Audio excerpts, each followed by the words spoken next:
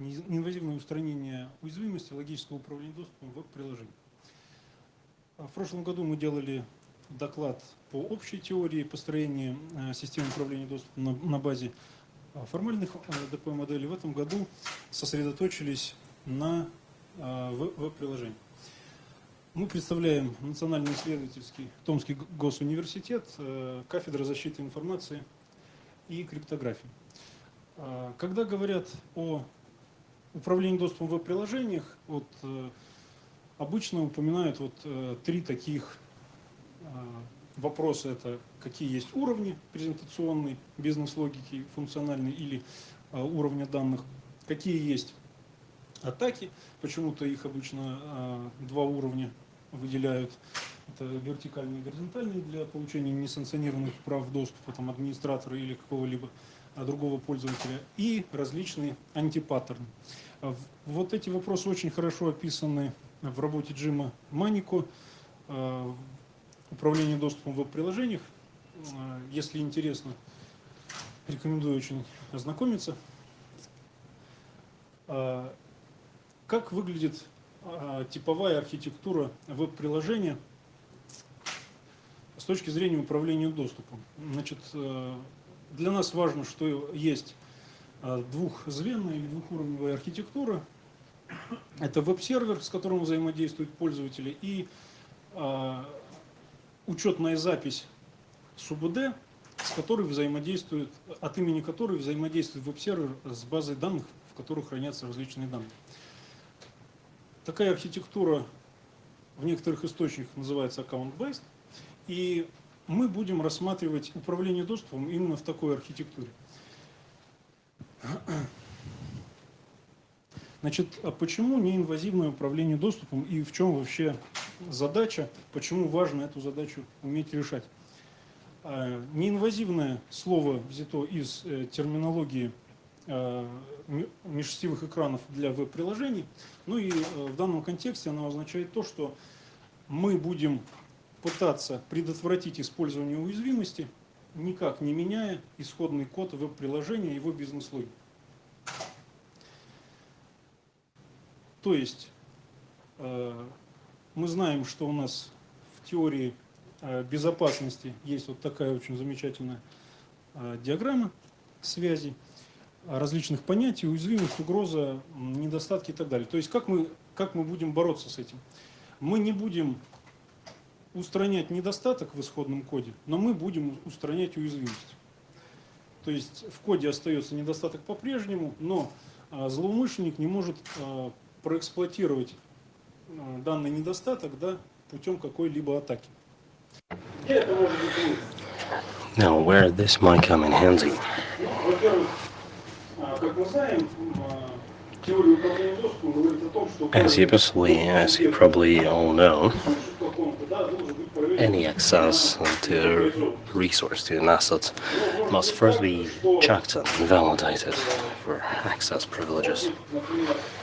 However, it can easily happen that such a validation is absent from the code. Or in fact, the access rights system is faulty. So in essence, you realize it's important to do, but you can't do that. For example, the project is over, but the developers forgot to include all the necessary checks. And at the same time, it could be a highly critical system where you simply cannot patch the code. Or alternatively,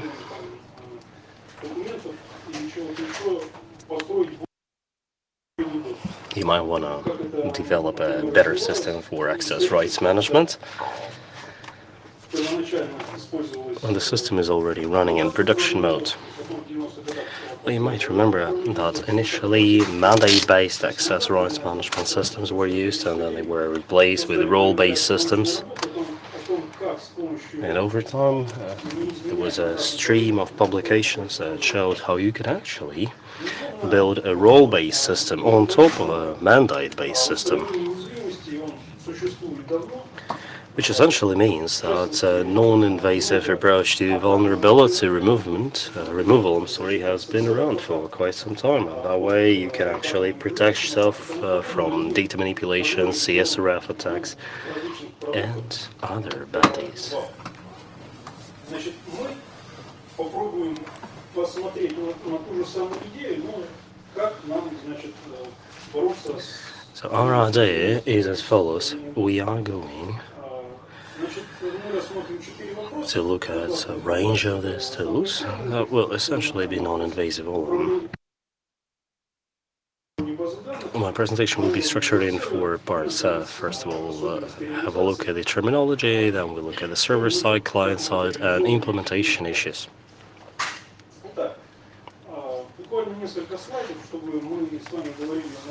I'll start with a couple of terminology slides to make sure we speak the same language.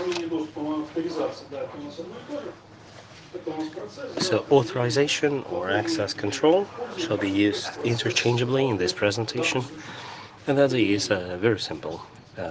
Authorization is where system determines if a specific user has or doesn't have access to a particular resource. One of the underlying principles here is full intermediation, which means that we are trying to validate and check the authorizations of every access instance, every user, to any part of the resource.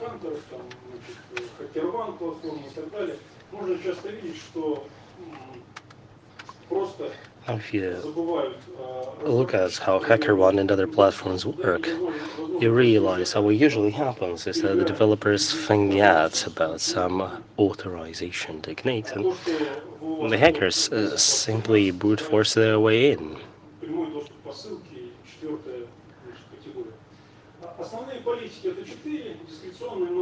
So there are 4 policies available, they're all shown on the slide. Please know that attribute-based access control is the approach that is essentially seeing a lot of development over the last several years. And the underlying idea here is that you can actually describe pretty much everything like that. In most cases, you will see that role-based access systems are used.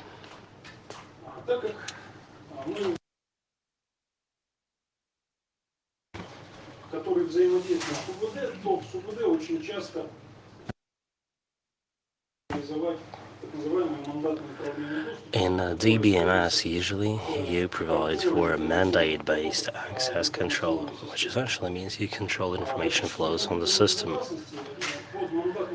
In Russian computer security, mandate-based access control is slightly different from what you find in other countries.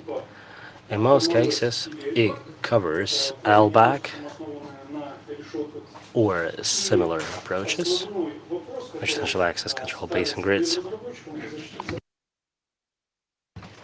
And the essential idea here is to protect the user, to protect the system from top-down attack vectors.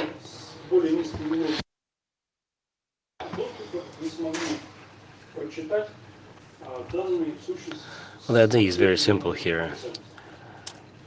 As subjects or users that have low privileges or low access rights should not be able to read anything that requires higher privileges in the system.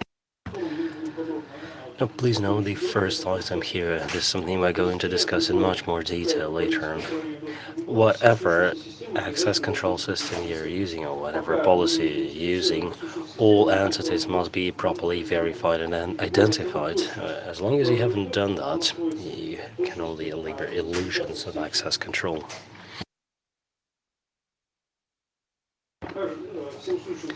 A lattice of security levels is also important to have.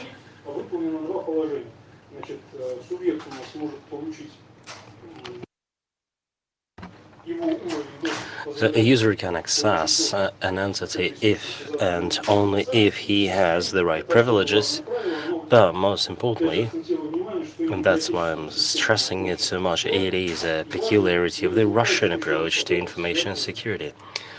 So the system, whenever such a user accesses it, should not really experience any illegal top-down flows.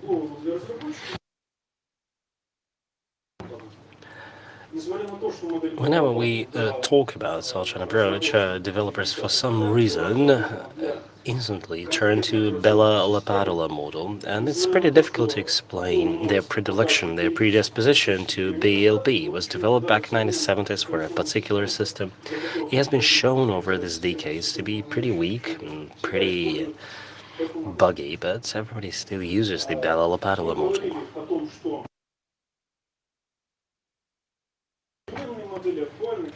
For a number of times we claim that there are much more modern and much more reliable systems that would support at least a much more secure installation, but to no avail.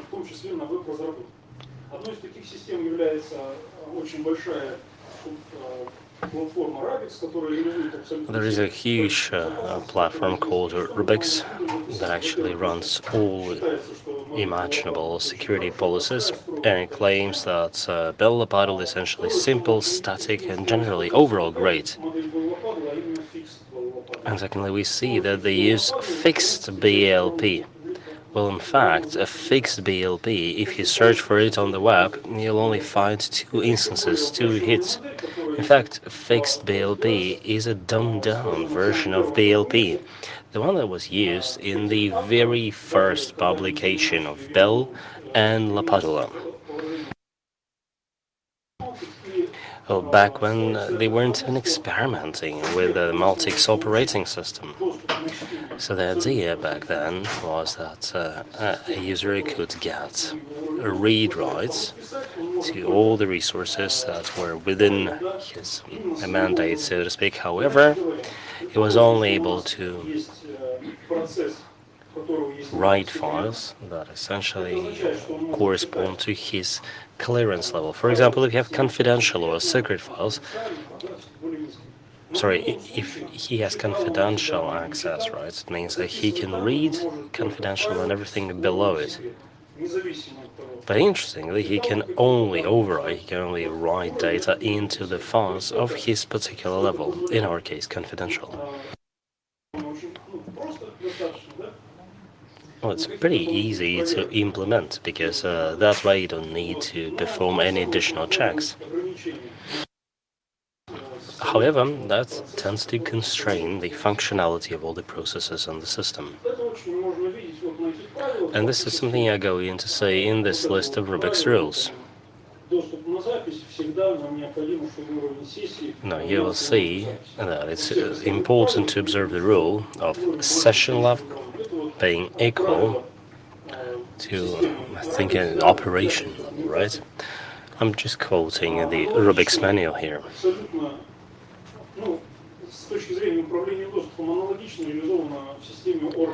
Well, interestingly, Oracle OLS has the same approach.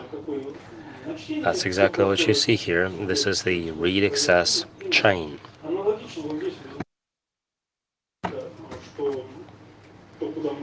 Well, you'll see again here that the system checks whether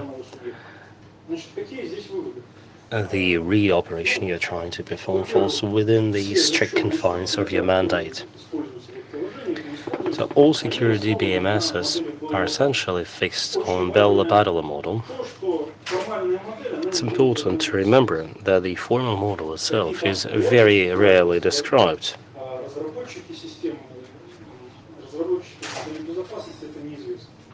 Which means we don't really know which particular pillars particular system is based on.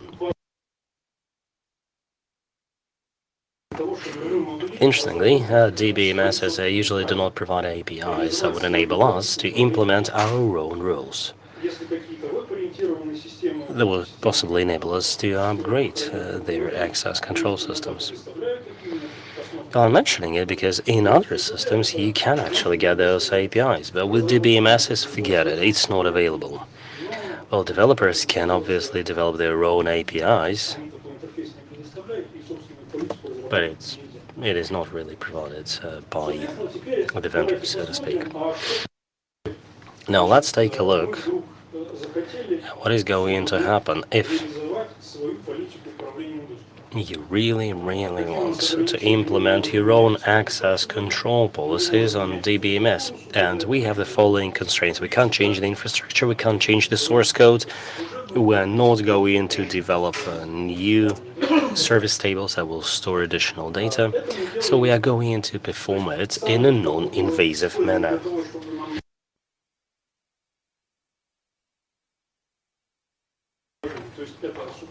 Here we are going to talk about database management systems that will have some web service functionality as well. So we are going to consider two different cases here. One will be an SQL database, let's say will be MySQL, and the other implementation, if you like, will be a NoSQL system with REST API. It could be Elasticsearch, or whatever, maybe OData.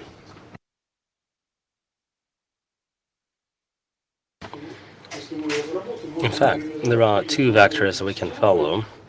We can either do it on a level 7 device, be it a router or a load balancer, what have you, or instead we can go the way of frameworks or firewalls.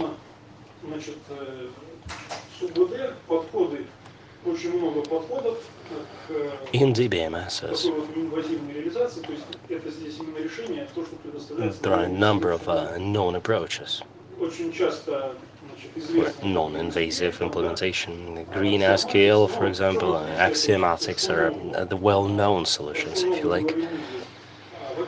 But let me explain what is the novelty that we bring here, because all the approaches you see on the screen, they either are based on access control lists and firewall-based SQL injection protection. Now, our approach is to show how you can actually provide for mandate-based access control.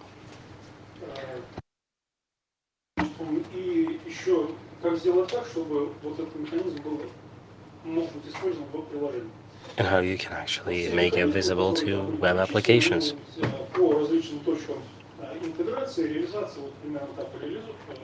What you see here is a kind of a classification of all the approaches you saw in the previous slides. Now, they are clustered, or they are put into different buckets depending on which part of the system they are addressing.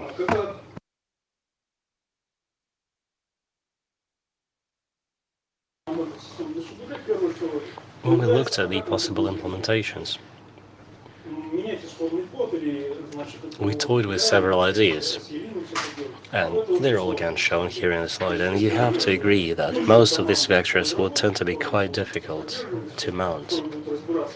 Now, if you don't have a huge team of developers who will know the source code very well and who will have an in-depth understanding of most of the devices, well, chances are you won't be successful. There is another major issue here. In many cases, people don't really understand properly what mandate-based access control is, because usually it is only confined to pretty vulgar, straightforward check of two tags, and this is it. Two labels, I'm sorry. And please remember, as we said previously, all the entities on the system must be identified and verified, which means that if you try to do access control at the level of DBMS, essentially means that the minimum unit of data addressing is where you can provide this access control. Now, MySQL enables you to address columns, but not rows, let alone individual cells. Linter and similar DBMSs enable you to address individual cells, which means that they give you more room for maneuver. All I meant to say was that your access control formidability, so to speak, or your access control power will mostly be limited by the structure of the DBMS.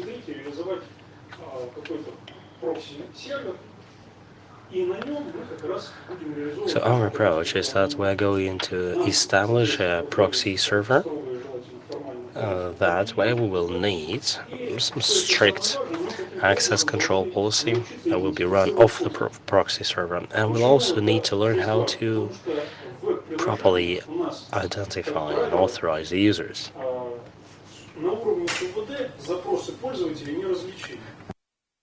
Usually at the level of DBMS, requests and calls from different users are not distinguishable. So whichever access control policy you implement, be it role-based, mandate-based, or hybrid, all the requests will come in a jumble. From the viewpoint of the DBMS, they will all look like they're coming from the same user. So it's very important for us to educate the proxy server how it can actually identify and distinguish users. Obviously, it will be done differently for SQL and NoSQL databases.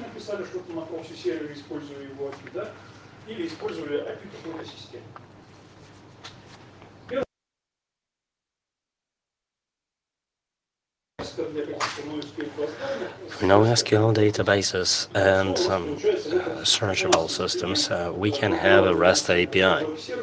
Well, the way it works is that we'll have a client for the server, and the systems like this will enable you to send your requests via JavaScript or different libs. So in your HTTP request, as you will see from this slide, you will get requests like this. For example, this is what read requests can look like. Well, that way, you can use an application-level firewall that supports sessions. And then you just revamp the URLs. We're assuming that we have a WAF here device or a load balancer, which means the users have already gone through authentication process there. So it's pretty easy to add a user ID from the load balancer, for example, at the level of proxy server, so that we can at least distinguish between requests coming from different users. So for such a test infrastructure, a pretty simple test infrastructure, you have to agree, we have all user requests coming through the load balancer, and this is indeed a very simple example. We are using a big IP device here, which has an ID iRule interface. This is a TCL language extension, and it enables you to address all the objects that are available on this device. Well, that way you can run pretty much any logic you want. So you see what we're doing here, we're checking whether a session exists, and then we simply add the user ID to the HTTP request. And then we can easily perform or execute any security policy you have running on the proxy server on that particular request. Well, we'll need a device that will do reverse proxy for us, or it'll access, which is going to provide us with all the labels and attributes. It could be your corporate Active Directory or some internal data warehouse. Now, when you've learned all that, it's pretty easy to apply all your security rules and policies.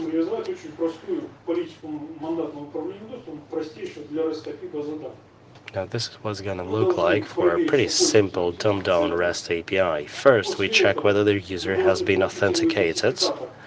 After that, we get a user's ID, and based on his ID, we ascertain his clearance. After that, we parse the URL, and we check whether the user's clearance matches the level of the particular object he requests. For HTTP requests, this notion of call or request is slightly different, which you'll find in a DBMS or OES.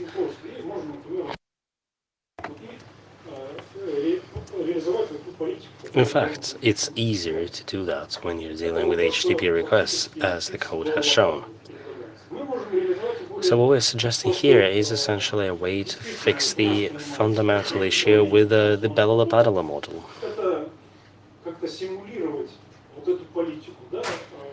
By installing our own proxy server, we are able to simulate proper LBAC policy. Say if we have a user who has secret level clearance or secret level access, this means he is allowed to read all the files on the system. In fact, if he hasn't read anything, he is allowed to write any data of any level. However, after he's read something, he's sort of jailed within the confines of the secret level. He can no longer write files of any other clearance. When his session is over, the whole thing is refreshed. So again, he can write any files or read any files. Now, if we're using SQL systems such as MySQL, it's very important for us from the very beginning to identify the users. But we are assuming here we're using any load balancers because SQL requests are created at the server level and then they are sent to the DBMS server, which means that you can't really get the attributes we had in the previous example. So the way it should work then is that we need to develop a module for the framework. It's going to intercept the request and append to the request some user ID. Well, for example, it can append either a session ID or a user ID as a comment in front of the SQL request itself. Well, that way, the security monitor on the reverse proxy will be able to understand who is requesting what sort of information.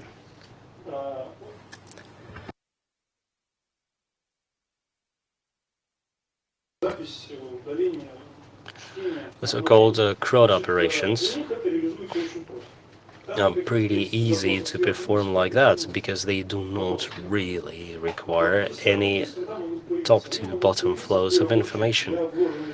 Well, usually flows like this will only be triggered when you have embedded queries like that.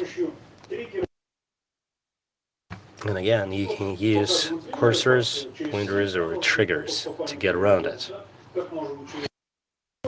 And we're showing how it could actually be done with cursor flows or embedded requests.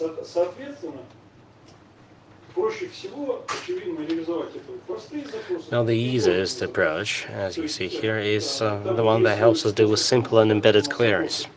The underlying idea is that since we have user IDs appended, since it doesn't come as part of the request, we need to parse it first and then check for validity internally. It would be more complicated to analyze individual routines. This is something we haven't really analyzed yet. We understand that static analysis tools could actually be useful because that way we would be able to learn who actually sent which procedures and what kind of flows they triggered. We believe it could be done, but this is something we have not performed yet.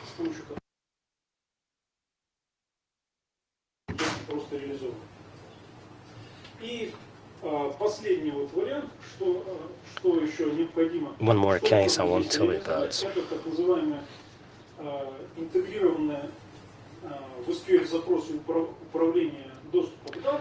Now, in the SQL query, in the SQL request, we can also integrate requests for data.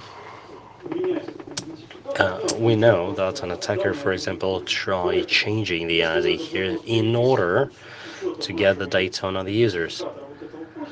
So if we redesign this request by appending our own user ID in front of it, we cover this vulnerability completely.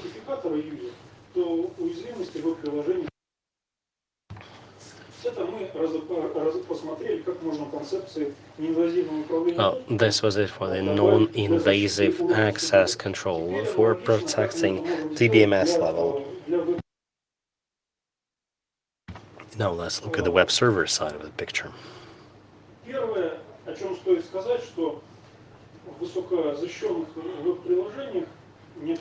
In highly secure web applications, it's important to protect the workflows. Now I'm referencing a particular publication here that showed that workflow protection, although it's touted, is not really provided anywhere, not in WAFs, not in frameworks, which means that most web applications that are essentially based on workflows have this serious vulnerability.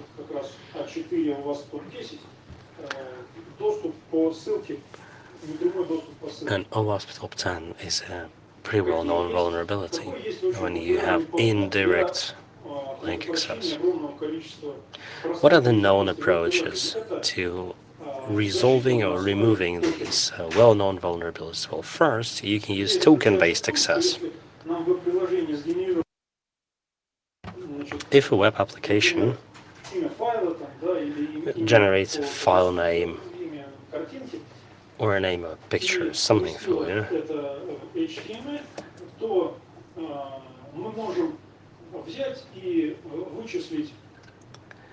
and displays all this data for you in HTML, we can actually calculate the hash, and then by replacing the hash we will be able to replace the attribute.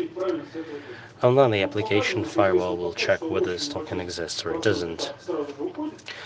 Well, in fact, what we're showing here is that could be a way to reduce the attack surface considerably, and this is what mod security and a number of other firewalls provide.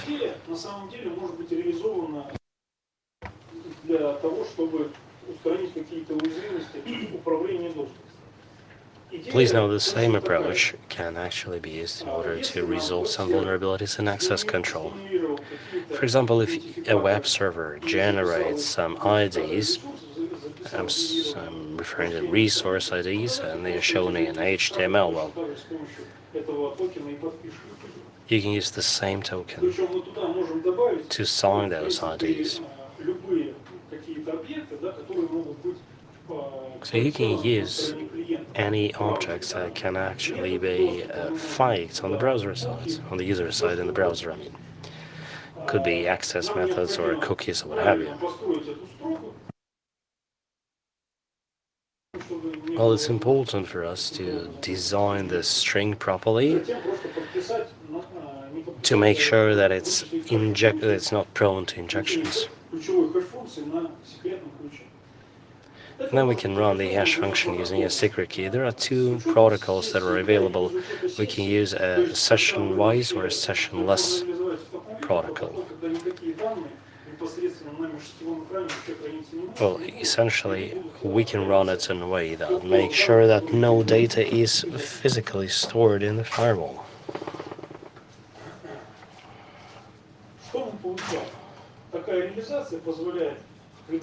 With such an implementation, you can prevent CSRF as well as replay attacks, as well as a number, if not all, of workflow attacks.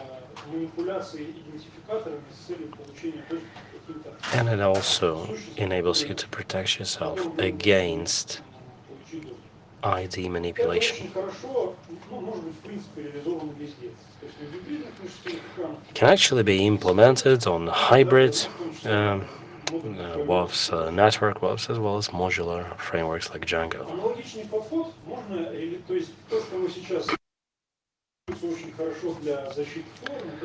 Well, the stuff we just described can be quite good for protecting HTML elements and form protection. For some reason, nobody has researched whether same would apply to cookies, and here we're quoting Trustwave Spider Labs blog, and these are the guys that are supporting mod security now that they've bought it, I mean. So they're promoting and developing it. So you see what they say here. They've implemented it. Works like a charm, although they are experiencing some cookie data issues. Well, I can assure you that our students have looked into that, And they've shown conclusively that a cookie protection protocol like this could easily be constructed. So for every controlled cookie, if all you want is to control the cookies, all you need to do is create a mirror cookie, and you'll simply check that, they stay the same. If you also want to control cookie scope, which will cover the domains where it can go, its trajectory, its life, well, then you will need to develop a more difficult construct. Essentially, that would mean you need a third cookie that would contain all this data. And after that, you put these cookies with all their values, it doesn't say where, but you also add the hash based on a session key for the device or user. And that way you can make sure that on the client side, this data, including the cookies, cannot be compromised. So if we see there is discrepancy between the cookie stored internally and the cookie that gets generated, you can, for example, cancel a session, delete all the data, and so on.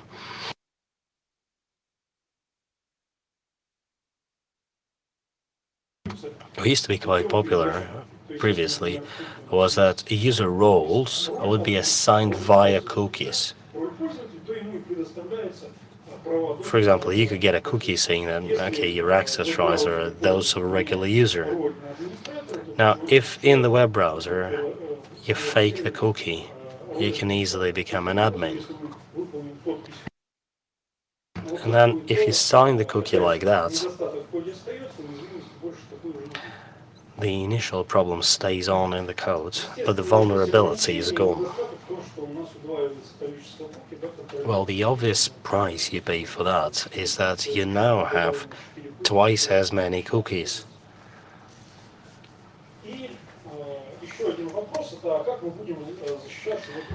There is one more thing I want to discuss, which was how we're going to control the workflow process. There is a particular string of operations you need to perform in order to say buy a book on Amazon or whatever. You first select the product, then you enter your payment data, and only after that you download the book. Well, if you found a way to download the book straight away, in most cases means you've successfully attacked the workflow. The notion of workflow has recently been very well formulated in identity-based cryptography. They provide a stellar definition for a cryptographic workflow.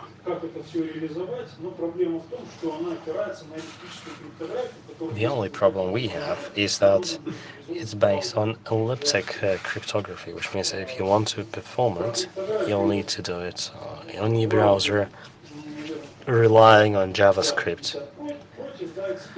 Browser-based cryptography is still a moot point. I mean, the jury is still out on whether it's good or not.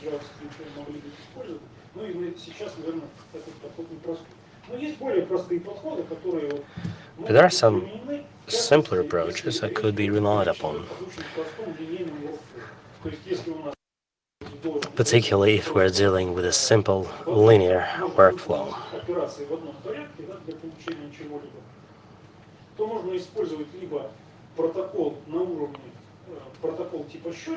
Now you can use either a simple counter kind of protocol,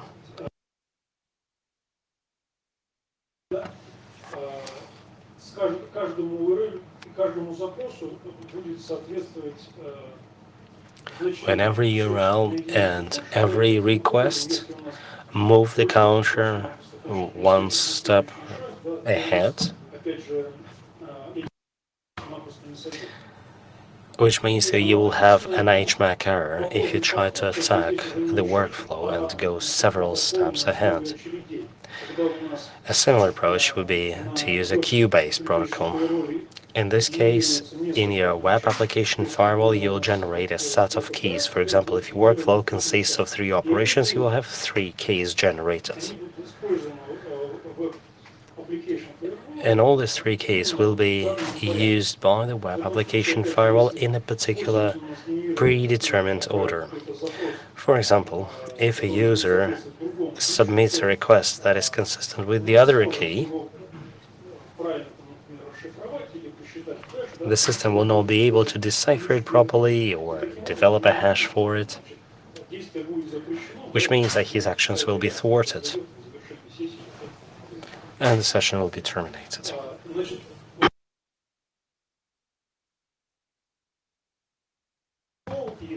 So in order to protect the workflows, in order to provide HMAC token protection, both approaches will be good. I have to agree that the advantage here is that you don't store anything on WAF, a web application firewall. You don't need to install the session control mechanism as you would do with web service, for example. Thank you very much. I'll hand it over to my partner who's going to tell you more about the implementation approach he took. Now, this is a prototype we use in order to demonstrate what we mean. So you see, we have authentication and mandate-based access control provided here. Conceptually, this prototype can be structured in two components. We have middleware here, frameworks in Django, and we also have a proxy side. For proxy purposes, we use a MySQL proxy utility, which is in most cases used for load balancing. However, since it has a built-in interpreter, tokenizer, Lua interpreter, and parser, which is great for us because it enables us to identify some of the entities that can be mentioned in the request, such as a DBMS, for example. Not much, but that's exactly what we need. There are two mandate-based policies for access control. The MLS policy supports all DML operators, and the other policy is CE, as I've mentioned already. So when you analyze a particular request for illegal top-to-bottom or top-down processes, you can also distinguish between embedded and simple queries.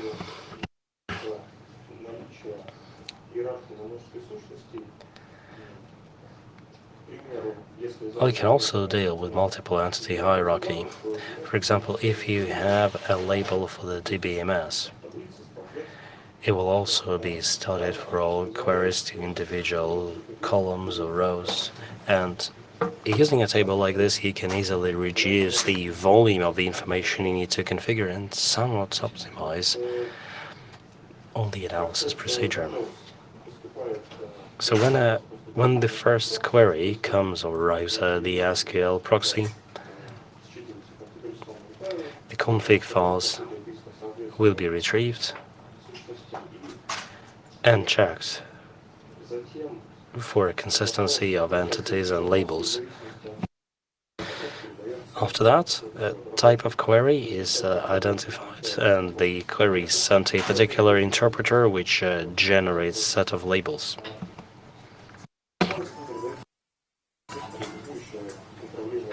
And then these labels are transferred to the entity that essentially manages access control as such. Execution flow can be illustrated as follows. So the first thing to be involved is the parser. And then, based on the data you get there, you can analyze the hierarchy and see whether the columns, for example, are maintained there.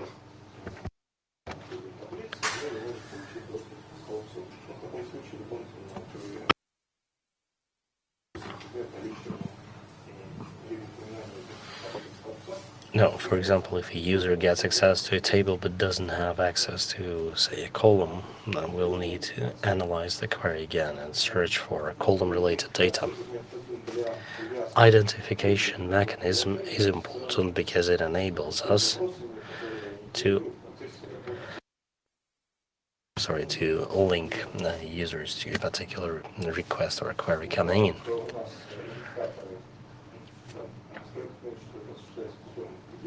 Well, please note that we do it via tagging. So in the comments, we append user IDs, and since these IDs can only exist in the application, well, this tool runs inside the application or at the level of the application. In our case, it's Django. According to the manual, there are several ways to generate your own queries. What they all have in common is that they all work with a backend. Most popular class would be the database wrapper, which uses cursors from the database libraries.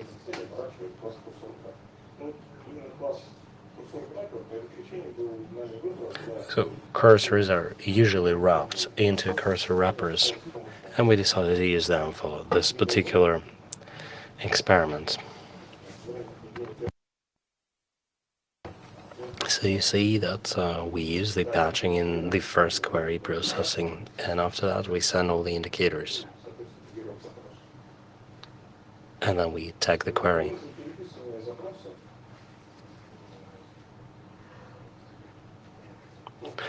We'll illustrate here the way query are rewritten. As we've mentioned already, there are a number of issues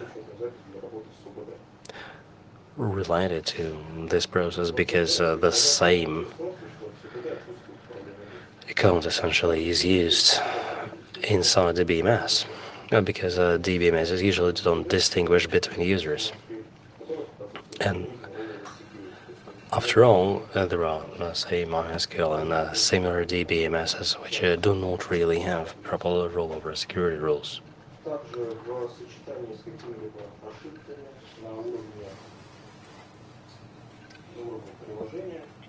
Now, if you have any particular access control mistakes at the level of the application, you will experience, or you will have vulnerabilities when some users can access other users' data.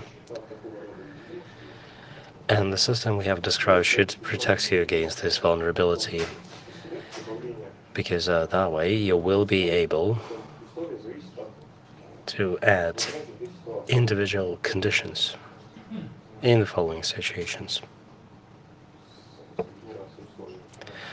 So this is how these conditions can be generated, and let's look at two individual situations here. The first one will be relatively simple.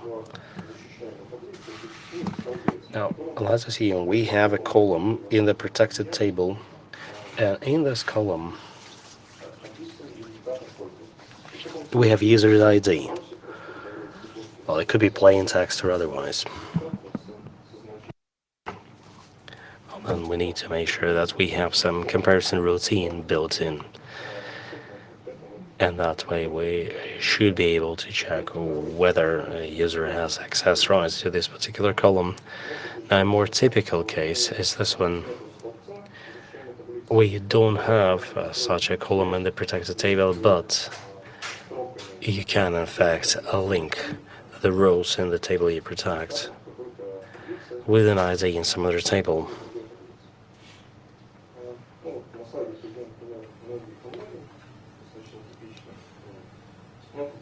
We have a many-to-many sort of example shown here, and you see that we start with a select query, which retrieves the multitude of IDs available.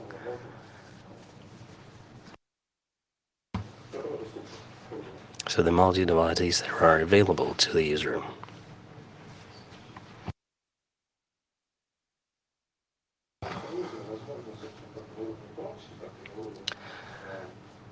So this could be done both at the level of the proxy as well as the level of the application. And here we have performed it together with the ID at the application level.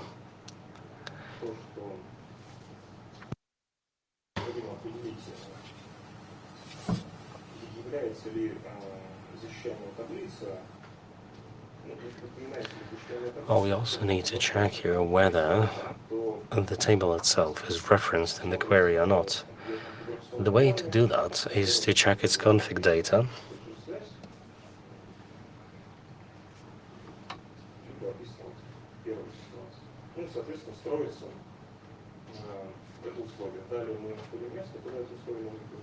After that, we need to find a location where we can include this condition. So it's essentially based on the structure of the query. So now we add this condition and we send them together to the DBMS for processing. Thank you very much for your attention.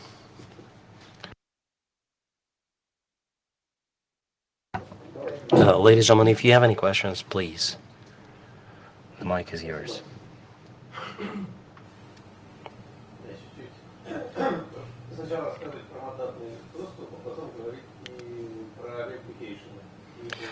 Well, you first talk about mandate-based approach, and then you talk about web applications, which is sort of confusing for me. Can you mention a particular web application where such a mandate-based approach would actually make sense for top-to-bottom information flows? That would be my first question. Is the question clear, sir? Good. My second question, then. You know what? First answer this question, please. Do you want me just to name a system or what?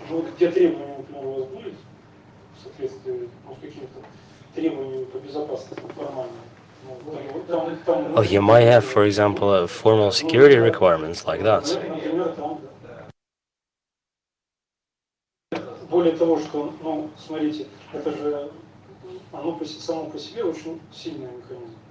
Well, in fact, a mandate-based approach is pretty strong.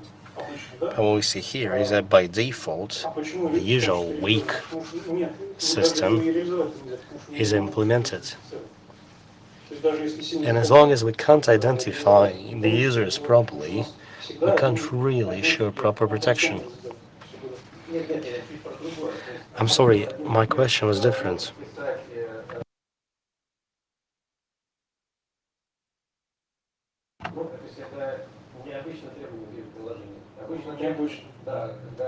It's a pretty unusual requirement for a DBMS that a user would be able to, say, write all levels of data.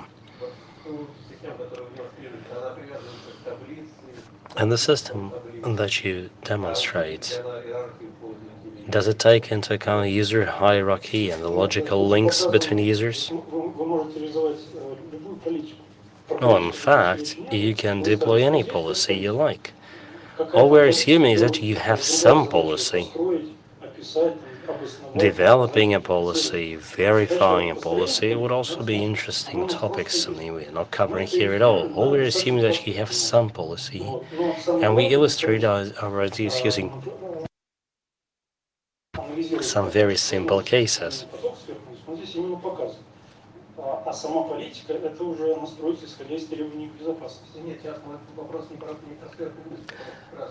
No, but I'm asking about something very different.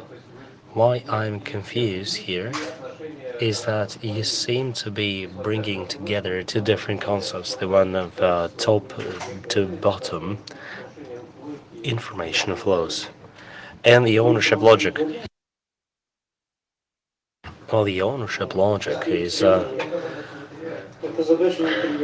only supported through rewriting SQL queries, and I'm not saying it's easy. Indeed, it's very important to understand the links and know how to properly configure. We've shown it's possible. Well, I'm wondering whether you can actually do that in real practice, in real life.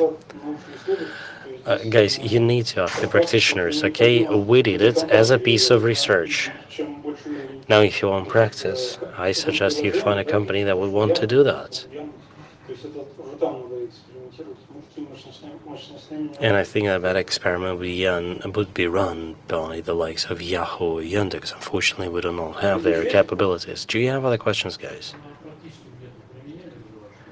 Have you tried implementing it practically, whatever you're saying here? Now, what's the applied value of your research, in other words?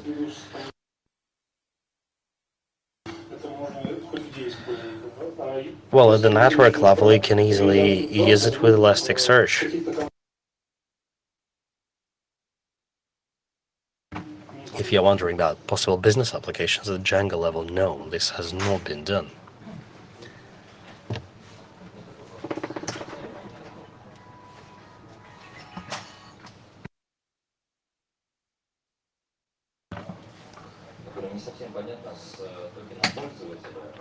I still find it difficult to wrap my mind around it.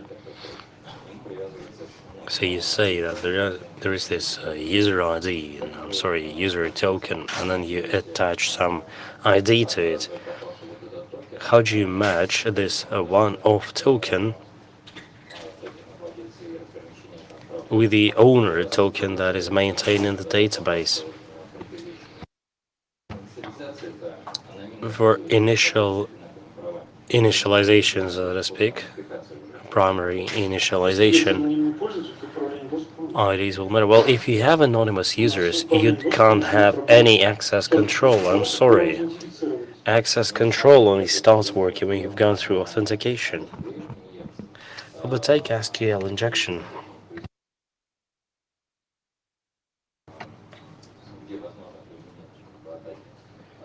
And look at how such attacks can be mounted against search engines.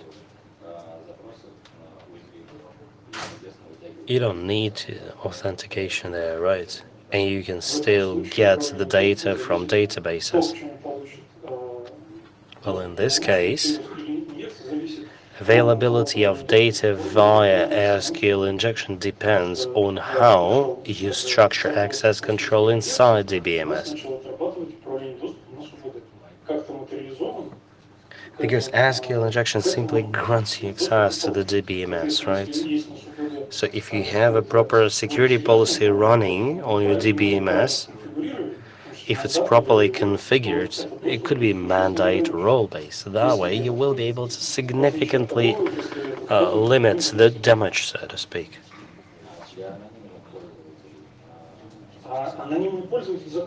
What about anonymous users? You no longer have an anonymous user. The web server sends a query to the DBMS using some particular account. It's no longer anonymous. From